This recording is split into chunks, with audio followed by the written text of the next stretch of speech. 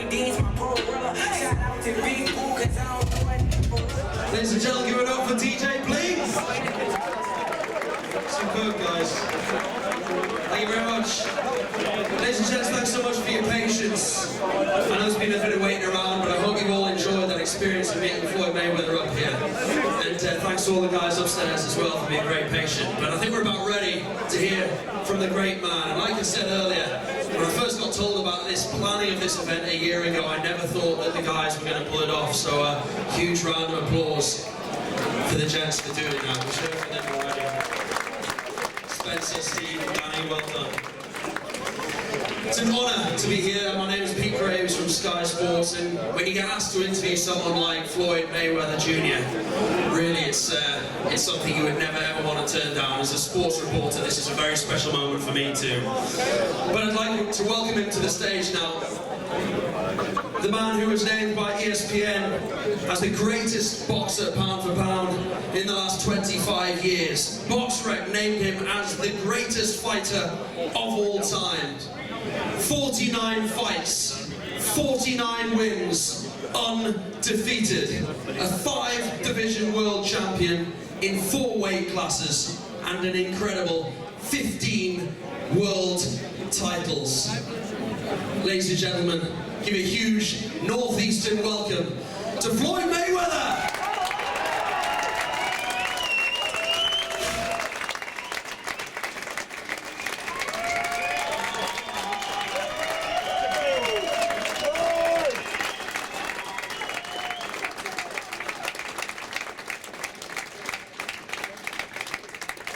Floyd Mayweather, ladies and gentlemen!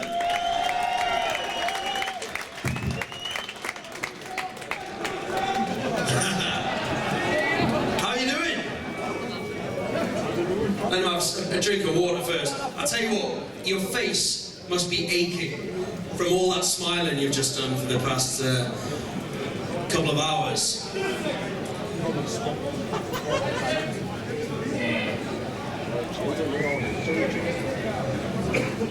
Hello, Newcastle.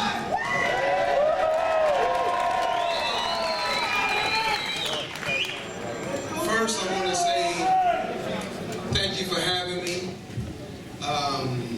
I appreciate you all for over 20 years of just support. I've never even heard of Newcastle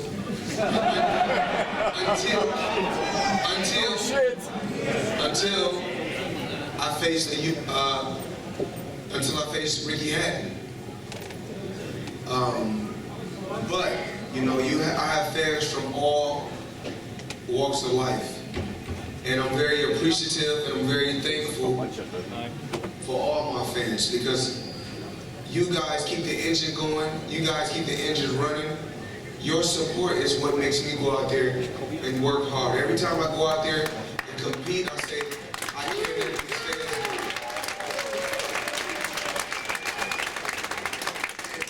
go. Today, I want you to be able to ask me any question that you want to ask, but I also want the fans to be involved. I want them to be able to ask the question that they want to ask about any opponent, about the lifestyles, about the mansions, about the cars, about anything. I mean, and I know it's children and women in here. So I don't know if we can really. Well, listen, I'll be honest with you. I've spoken to a few of your team here, and about 3 of them have said, and excuse my language, but they said you got to ask him about the bitches. So why don't we start? You can tell us about the bitches, what? I mean, what do you want to know? My thing is this. I feel like everybody's entitled to live their life the way they want to live their lives. Anyone should live their life the way they want to live their life. My thing is this. I feel like having one is too close to having none.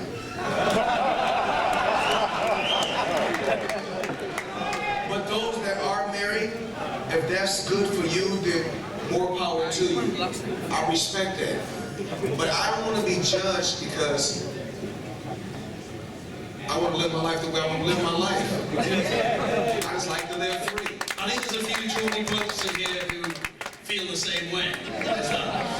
What do you know about Newcastle? You said you don't know much because you like it here. Well, Because Newcastle is a place to party. it's party place. It is. That's party place, isn't it? Party place. So I'll tell you what, the bitches here are wild, man. but they did say but the bitches in Newcastle are absolutely gorgeous, from what I was told. And you know, a lot of times they ask me questions. They ask me questions like, what type of women you like? I say, my type is a woman. That's my type. Now, Floyd, I want to ask you a serious question. I mean, you're known as Floyd Money Mayweather, and you've done really well for yourself. But, you know, it wasn't always like that. I mean, going back to your childhood, you had nothing. We can talk about my background, where I come from. My mother was on drugs. My dad been in prison. My dad was shot by my mother and brother. Had an auntie die of AIDS. Had an auntie OD. Had a best friend commit suicide. Had another best friend get stabbed to death. But those things made me stronger. Those things made me stronger, you know. I need fans like this and people like this to keep me going, because those things hurt. You know, those things hurt deep inside. You know, you can forgive, you know, you can forgive an individual, but you will never forget. And with me coming here today, this is part of history. I will never forget this day. Do you think you would have achieved everything that you did in the ring had it not been for those tough things that happened to you when you were young? I mean, everybody played a major key. Absolutely not. I think that anyone and everyone in life has to go through different trials and tribulations, different ups and downs, different obstacles to make it to a certain point. And I feel that's why I'm where I'm at, because I've been through so many different obstacles. No different from one of my friends. We talked when we was on my jet and we was talking the other day. As you do. And you know, because they always say I got a best friend on. They say, Floyd, I'm your best friend on Monday. Floyd, I'm your best friend on Tuesday, because they always say everybody's my best friend. So I can say one of my closest friends, James McNair, you know, very smart guy, very smart individual. And what we talk about is things like this. And I talk about it also with Ricky Brazil. I said, I could just imagine when we were sleeping on the floor. And you know, now we're sleeping on jets, and we travel the world over 30 times. We've been to so many different countries we can't even count. And to be in a sport and make $800 million, but that's nothing. That's nothing.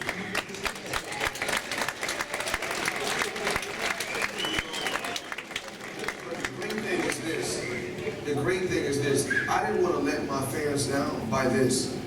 I didn't want to be a fighter that went out there, fought, earned a lot of money, but left the game with nothing. So, two things I think about every day when I wake up. The first thing is, I thank God that I made smart investments.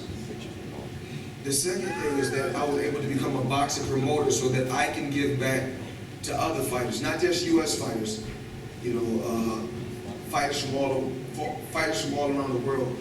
I feel that no one should get taken advantage of. I don't care if you're working a 9 to 5, you're working a regular job. Everyone deserves extras. Everyone should be treated fair. And you know, you're talking about that. You're young. You said your friend's a smart guy, but you're a smart guy. I've interviewed you before. You were quick with your hands, but you're quick with your mind. But school wasn't really your thing, was it? I mean, you dropped out, you left school, but you obviously were a smart man as well. my mother. You know, once my dad went to prison, I was 16 years old, undefeated amateur fighter. You know, as an amateur boxer, it's just a learning experience.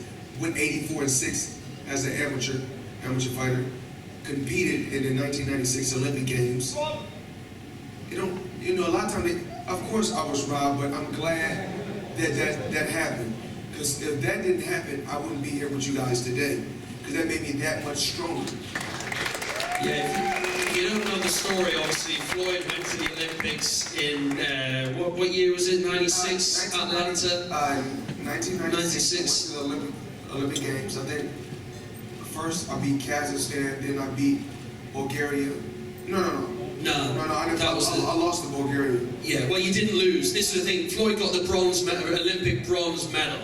But such was the one-sided fight that he clearly won, and then the judges gave it to the Bulgarian, and there was a huge uproar. In fact, one of the judges quit afterwards, and the US complained. And it's crazy that the guy that I faced, you know, the last guy that I faced, where his hand was raised, he's almost homeless now.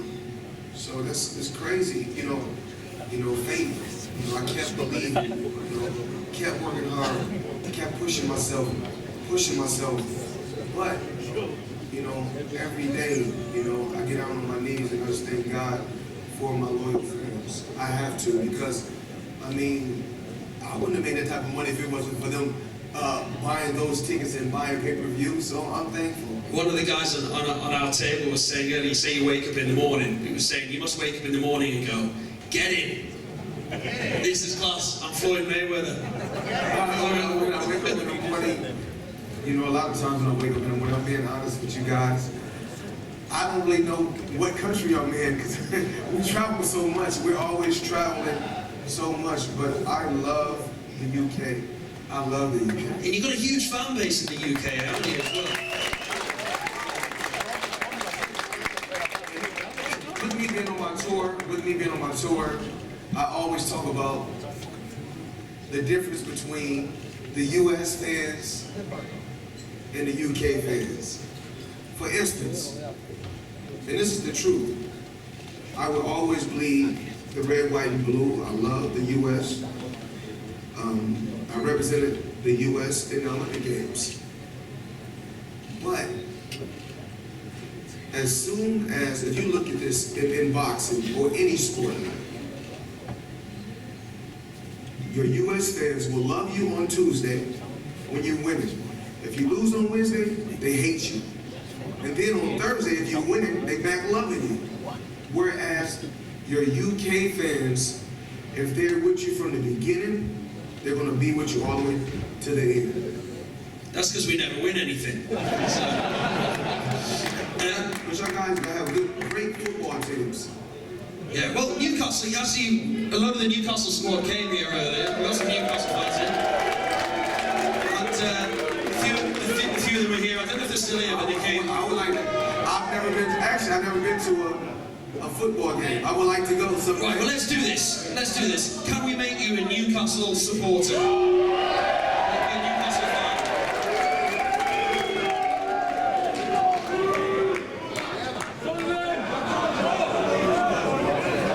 Oh, let me hold that up.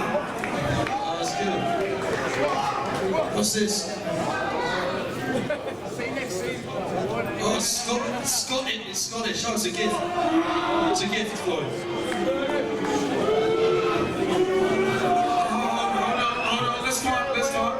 Remember, I told you I got fans from all around the world. Let's be nice. Lovely, mate. Thank you very much. You know, we have to be appreciative when it's for free. We can't be picky when it's free. Thank you. Very kind. So the Newcastle players came to see you. We talked about the bitches, but Yeah. we didn't talk about when I bought the bitches. Go on then. This is the easiest interview I've ever done. Oh well, I mean, I don't like to call them my girlfriends. I like to just call them my friends. I don't know what's the most expensive. I don't know what's the most expensive gift. Probably the most expensive gift is probably when I bought my daughter's mother. You know, I bought her one house. She wanted another house, and I bought her another house, and she wanted another house, so I bought her another house. It's round about now, I wish I hadn't brought my wife. She's jealous now. Then I bought her, I think I bought her, they drive Rolls Royces. I think I bought 3 of them, Rolls Royces. But we drive on the other side. That's right. You're a very generous person. You have been. I know this because I know that the fighters that now are in your stable, that you're looking after, I hear from people that you look after them very well indeed. Well, let me let the people know what's been going on in the sport of boxing for years. This is what's been going on, what the promoters have been doing before I got involved as a promoter. For instance, if the promoter gets $3 million for a fight, he don't have to disclose what he has got for the fighters. He don't have to disclose that. If he got it from television, he don't have to disclose the $3 million. So what a promoter has been doing for years is this. The main event, the whole card, he would probably only give $1 million to, whereas he'll give the 2 guys in the main event, he would give the A side 700,000, he would give the B side 200,000, and he would pay the rest of the undercard bouts 100,000. So that's only $1 million. He will pocket $2 million, keep the live gate. The gate is when people pay to come see the fight. He'll keep the gate, keep all the sponsorship money, keep the merchandise money, and that's what's been going on for years. Whereas what we did was, we let the fighters know what's going on. We let the fighters get the lion's share, most of the money. So that's why I'm probably one of the most hated promoters in boxing, but I'm one of the most loved by the fighters because I treat them fair. It is about treating, like I said before, any and everyone should be treated fair in life. No different from my children. If I buy one of Mercedes, I buy the other Mercedes. I don't buy because, I don't want my children, they all, three drive now. Well, it's only fair. I mean, if I give one of my kids a Mars bar, I give the other one a Mars bar. I mean, that's the same sort of thing. I guess I'm going to say, well, like a chocolate bar, Oh, okay. So I'd give them both the same. So I understand. You get one kid a Mercedes, give them to all. How many children have you got, Floyd? Huh? How many children have you got? I got 4. That's 4 Mercedes. Let me see, child support. I don't call it child support. I call it allowance. Allowance. Each child receives $100,000 a year. So that's good. Yeah, that's not bad. That's not bad at all. I've got to talk about boxing because I know you must get bored of answering questions on boxing, but the guys out here want to hear all about your fights. What was your favourite? What was your best performance, do you think? What do we think?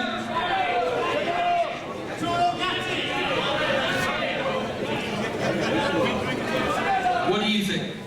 Well, we have to go back. Well, we have to go back in the beginning. It's a few fights that go through my mind that I think about.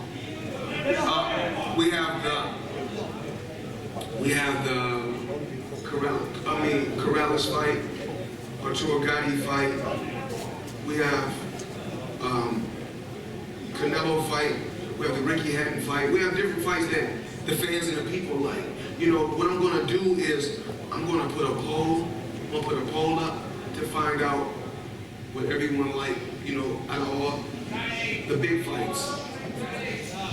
Ricky Hatton was one, I guess, in British boxing. That's when I guess you already had a UK fan base, but after that, it went through the roof. And Ricky Hatton, famous Manchester City fan, of course, but you came out wearing a Manchester United shirt and having a bit of a jibe at him, and that was, I think, something that the UK fans...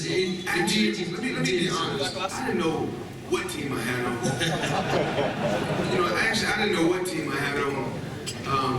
I would just joke, you know, playing mind games. You have to beat a fighter mentally before you beat them physically. No different from training. You have to prepare yourself physically. You have to be ready mentally to go into training mode, to go into battle mode. So you must train yourself mentally before you can compete physically. Early in your career, you did lots of knockouts. Most of your fights were won by knockout. As you moved up through the weights, you became more of a tactical fighter. Would you say, is that why the sort of knockouts receded as your career went on? Well, early on in my career, I was extremely fast, combination punching, you know, fast legs, fast hands, agility, great movement, but when I got older, my body started to break down. And when you're fighting on pay-per-view, you're sitting for months. Sometimes you may fight once a year, whereas when I was younger, I was a lot active, I was a lot busy, so I was a lot sharper. So I had to change up my game plan totally once I got older because my body had broke down. The last hurrah was the Arturo Gatti fight. After that, my body was no longer the same. But you used your mind more, didn't you? And you became more of a tactical fighter. I mean, still, boxing fans loved watching you fight, Floyd, because I think you were such a skillful fighter and you would just outbox opponents. I mean, when I look at a fighter, when I'm competing against any fighter, I size my opponent up and I say this. He has to make adjustments to me. I don't have to make any adjustments because I can always find a way to win. So going into a fight with any fighter, my mentality is I can do the same thing over and over again. I can paint the same picture over and over again. An opponent has to try to find a way to break the Mayweather code. I stick to the same thing. Why switch if it's been working? Because if I would end up switching, it'd be somebody else sitting up here. So I had to stick to what I know best. But mentally, I can get to a fighter mentally before I get to him physical. And once I get to him mentally, the physical part is that much easier. The Manny Pacquiao fight was one that was talked about for such a long time, and everybody wanted that fight. We eventually got it, and of course, as you always do, you were victorious again. Is there any regret you didn't get that fight done earlier? Because fight fans wanted it for such a long time. Well, you know, I tried to make the Manny Pacquiao fight happen years ago. We tried to make the fight happen years ago. But what happened why we wasn't able to make the fight happen was because first, random blood in your intestine. That was a problem on their side. Then we came back again to try to make the fight happen. I offered him 40 million. I offered him 40 million, but I told him I would wire him 20 million within 24 hours. And he said he wanted 50-50.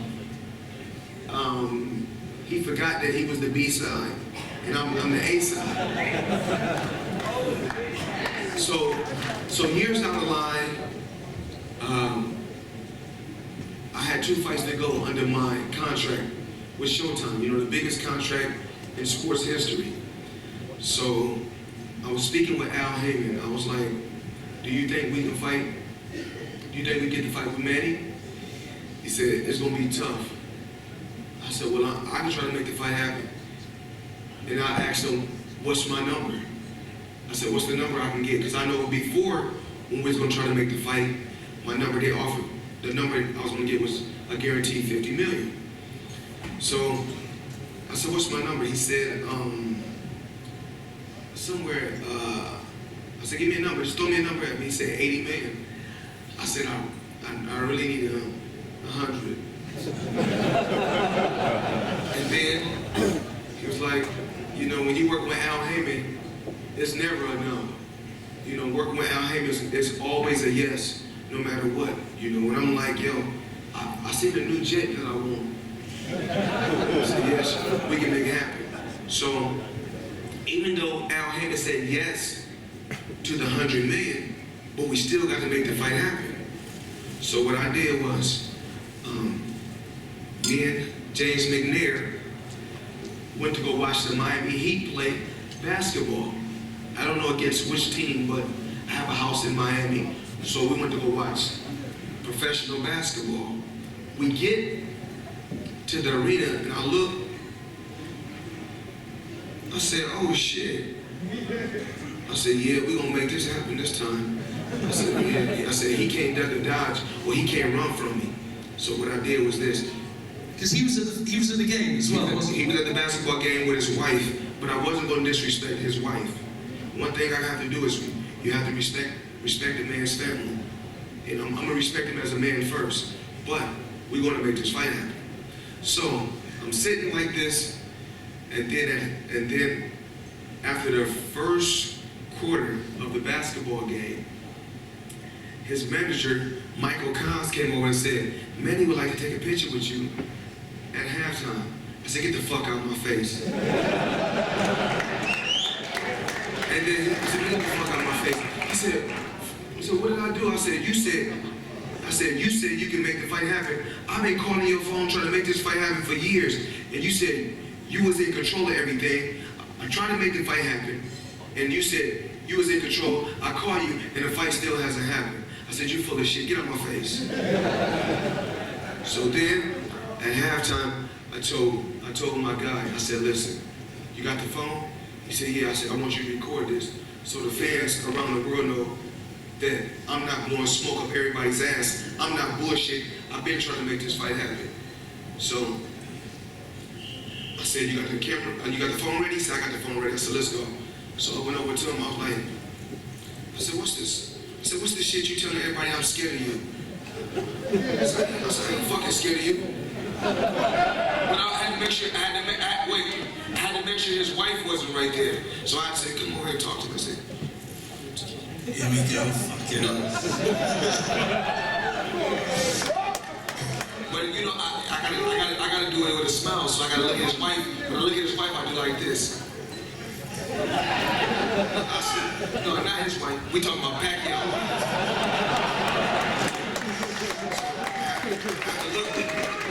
I had to smile, I had to play it off. See, because he's black. Okay, is this all right? So Manny Pacquiao's wife is sitting right there. So when I'm looking at him, I'm looking at him like this.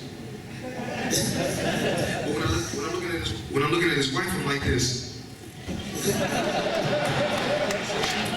So she won't be able to see. So I'm like, what's this you telling people I'm scared of you? What's this shit you talking about? I said, we need to make this fight happen. I said, don't you want some money? I said, I got the money for you. I said, matter of fact, what hotel you staying at? We coming to see you tonight so we can make the fight happen. And I got some behind the scenes footage on my phone that nobody has ever seen. Oh, we could have had it on the screen, couldn't we? That's a great story. You know, come on. So, anyway,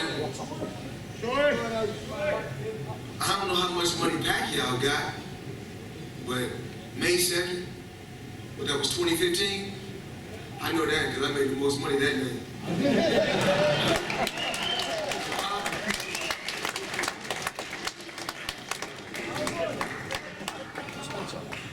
Can I recap the what? Well, I mean, the thing is that you said something about the cat in the hat, what 50 Cent said, okay? You know, when Floyd Mayweather goes up there, and I'm at the ESPY Awards, you know what I'm doing? I'm reading off the teleprompter. When I'm doing different award shows, I'm reading off the teleprompter. All my contracts, before I give them to any lawyer, I circle them. And if there's certain words that I don't understand, I look them up in the dictionary, so I do know it. So, with that being said, whoever believed that I couldn't read, they are the damn fool, not me. So,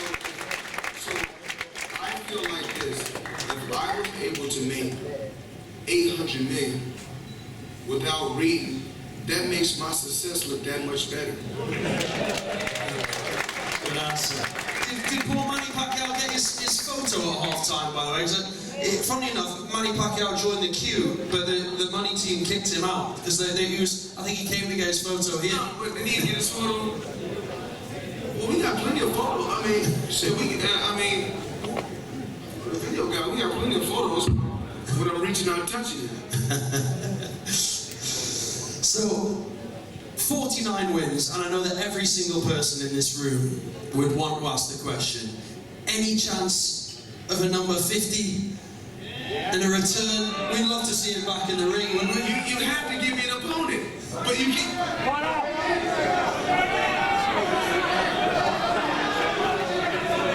Y'all know it's only one name. You know it's going to be, there's a lot of talk about Conor McGregor.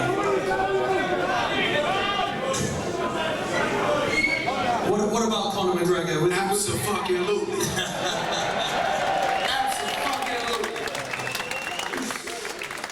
Hey, I spoke to Paulie Malignaggi this week, and I was talking to him about if that fight ever happens with you and Conor McGregor, how would it go? And he said McGregor wouldn't stand a fucking chance, basically. It's all about entertainment. It's all about entertainment. I mean, this guy has went out there on numerous occasions and said disrespectful things. But can I fault him for that? Absolutely not. Is the fight going to happen? We don't know.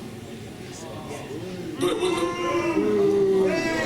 don't know. Boo, because I don't know. Well, what would the numbers be for that? Because the money, you talk a lot of, about money, but that would be the huge sums for that. Because the world would, I mean, can you imagine the worldwide audience for that fight? It would be, well, hopefully, can we astronomical. Well, can me and Conor McGregor have a fight in Newcastle?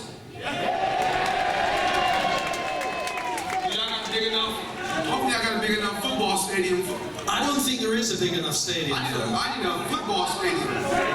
The football stadium in Newcastle is one of the biggest in the country. I've been trying to come fight in the UK for 15 years now. It's possible if we do number 50, hopefully we can bring it to the UK. Wow. And would you agree with what Malignaggi said, your style against his? I can't really say. I can't. I've been off for a while now. I've been resting, traveling, fucking. Well, I was going to say, you are looking pretty trim, but that's all the fucking, I guess. Yeah. All the calories I'm burning. That's the answer. That's what I need. I need to do more of that. But tell me about, I hear that you guys have casinos. They call us a small Vegas. Yeah, we got casinos. We got everything here. You're never going to want to leave. You're going to want to move here. You got a house in Miami, you're going to have a house in Baker. We better go out every night and party together, all of us. That'd be great.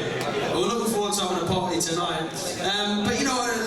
So I wanted to ask, I know you guys have got questions as well, and I know, as Floyd said, he wants to hear them. So if you put your hands up, that's going to be easier. Go on, the gentleman here. I'll translate.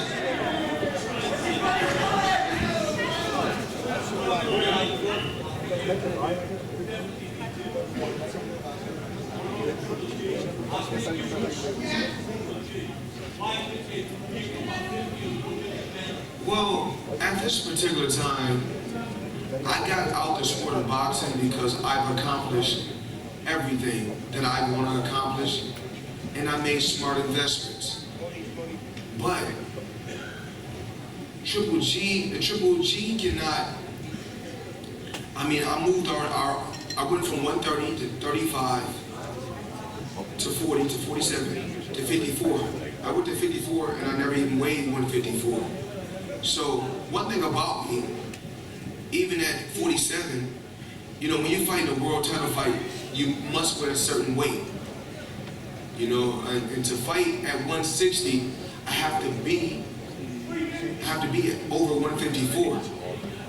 Triple G's a hell of a fighter, but we already know he's straight up and down, no special effects, same old, you know, same.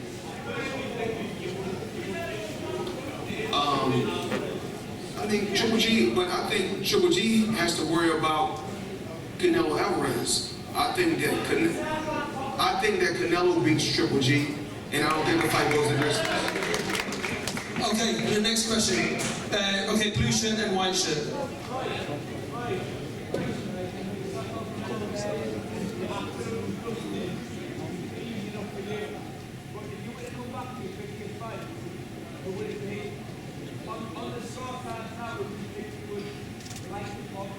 Who would you, if you could choose someone, who would it be for number 50? I'm not fighting. It's only one name that's out there that's been thrown my way that makes business sense, and that's Conor McGregor. Yeah. We like that. Yeah, the white shirt then. Yeah. Wait.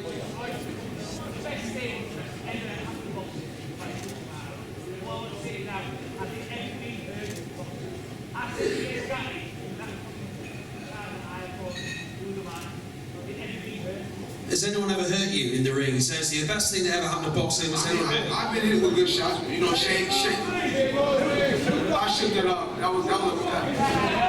I shook it off. I think a true champion, you know, I shook it off like a true champion. That's what a champion does. That comes with the territory. I mean, when you're in the heat of battle, you're gonna catch some shots, but you have to take your time, keep your composure, and go out there and execute the game plan. And whatever the game plan may be that night, that's what I have to go out there and do. Okay, on this side, yeah, gentlemen here. Biggest bet you've ever had? Probably 1.3 million on a game. Probably on a college football game. Did you win it? Yeah, I won some. I won a lot of $1 million bets. I've lost $1 million too. Oh.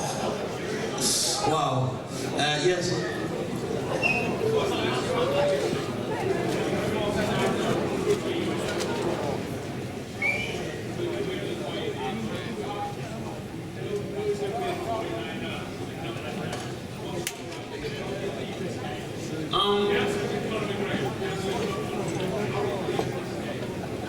I will always be involved in boxing because I'm a boxing promoter. I'm not looking forward to fighting. Guys, can we keep it down? I'm not looking forward to fighting. Like I said, I'm not looking forward to fighting anyone in boxing. The Conor McGregor fight is business. It's all business, and that makes sense. It's all entertainment. If you go look in the sports world, not just in boxing, we talk about in the sports world. Newcastle is part of the world. But if you go to other places, all you hear is Mayweather, McGregor. So at the end of the day, I can make great money fighting any fighter. I can go get another big deal. But for my own personal reasons, I want to see the Mayweather-McGregor fight. You're talking like a man who's made that decision. You're coming out of retirement, Floyd, aren't you? It's happening. Well, I didn't listen. At first I was retired. The guy kept calling me out. I'm like, nah, I'm cool. Everything was cool. But and then I guess somebody made a call to my team. Once they made a call to my team, they said, yo, Mayweather don't really want to do this, and I thought he was just joking, but if he really want to make it happen, I'm with it.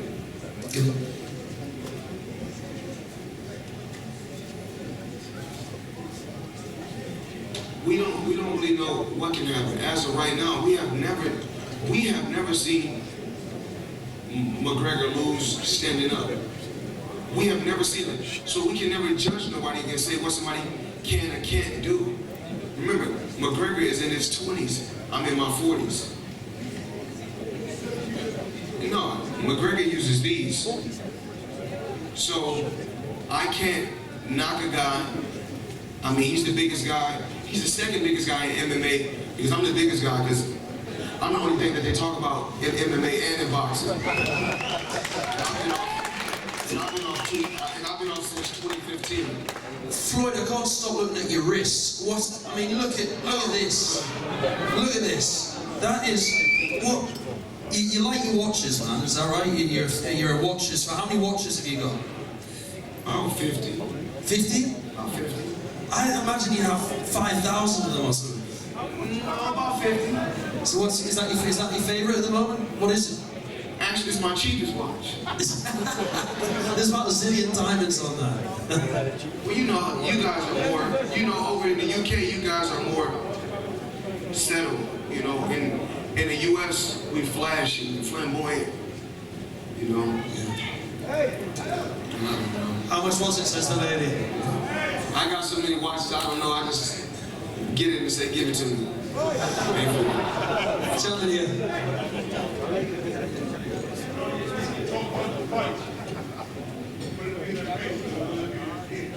Yeah, McGregor fighting a ring or a cage? I'm in.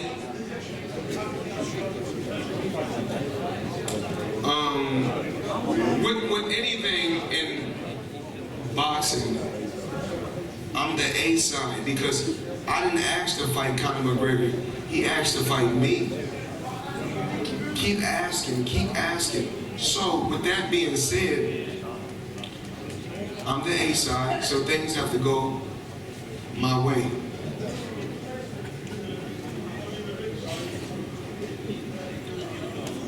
We have to go in the ring. We have to go in the ring. We have to. We can't talk about a rematch because the fight hasn't even been made. Okay, guys, okay. The other one he asked us about... No. And you said Joshua Klitschko. Klitschko's fighting Anthony Joshua. What do you make of Anthony Joshua in British boxing? I know Klitschko is a lot older now, and the other guy's a lot younger. Yeah. So that should be a good matchup. Where they fighting at? What they fighting at? Heavyweight. Where? What's the location? Oh, where are they fighting? Where are they fighting? Is it Wembley? Is it London? They're fighting here. I think it should be. Actually, I think it should be a good fight. If I was to bet, I bet it won't go the distance. I can't even say who's going to win, but I don't think it's going to go the distance. So I would bet that won't go. What do you make of British boxers? I know you said some nice things about James Degale recently, and you know, is there anyone else that you rate over him? James Degale is a hell of a fighter. You know, James Degale just fought another hell of a fighter, Bottom Jack. It was a great match in New York City. A sold out fight. Two fighters giving the world what they want to see. Excitement. Okay. Over there in the corner, yeah?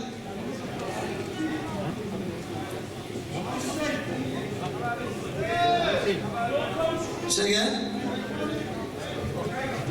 Yeah?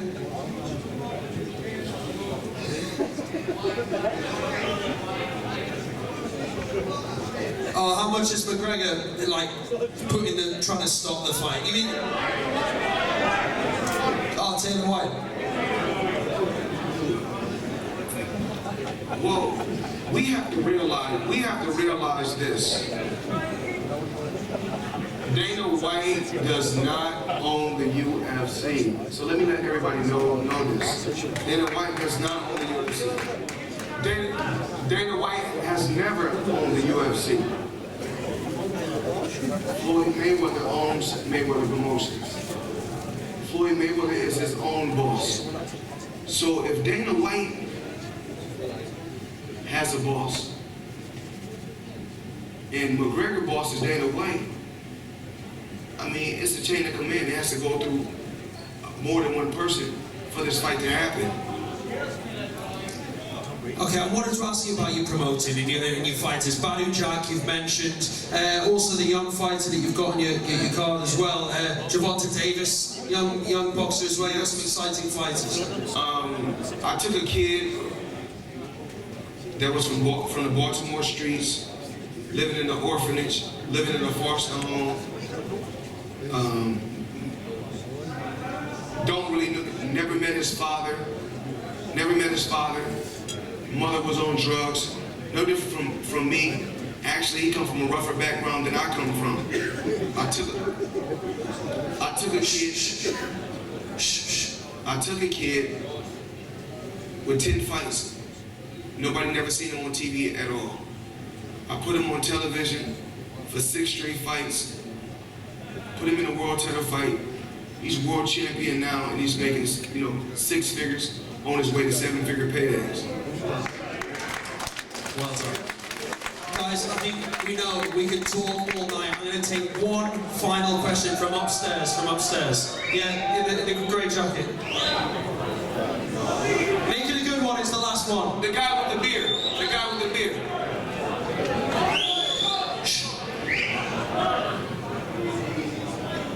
Who's the easiest fight you had and why?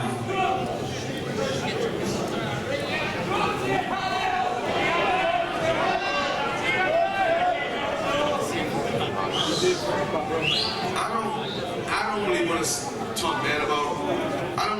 Ricky Hatton wasn't. Guys, please. Ricky Hatton was not the easiest guy that I faced. Was he easy? He was easy, but he wasn't the easiest. One thing about Ricky Hatton, I must say, the kid has fucking heart. He will fight anybody. Guys, we could talk all night, but he's gone so far over time already that we really need to let the man go. I think tonight has been an incredible night. To have this man here in the Northeast has been an honour.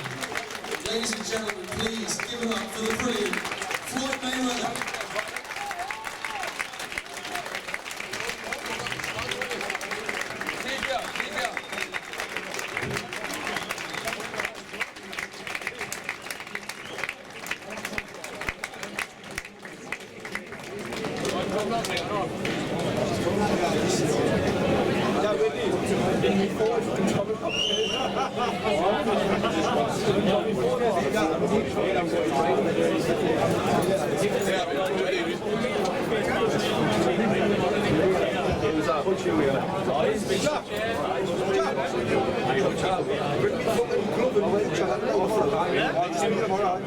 Ladies and gents, I want to thank you all for coming tonight as well, being here with us. It's been a fantastic evening, I think you'll agree. Let's give it up again for the organisers, Danny and Steve.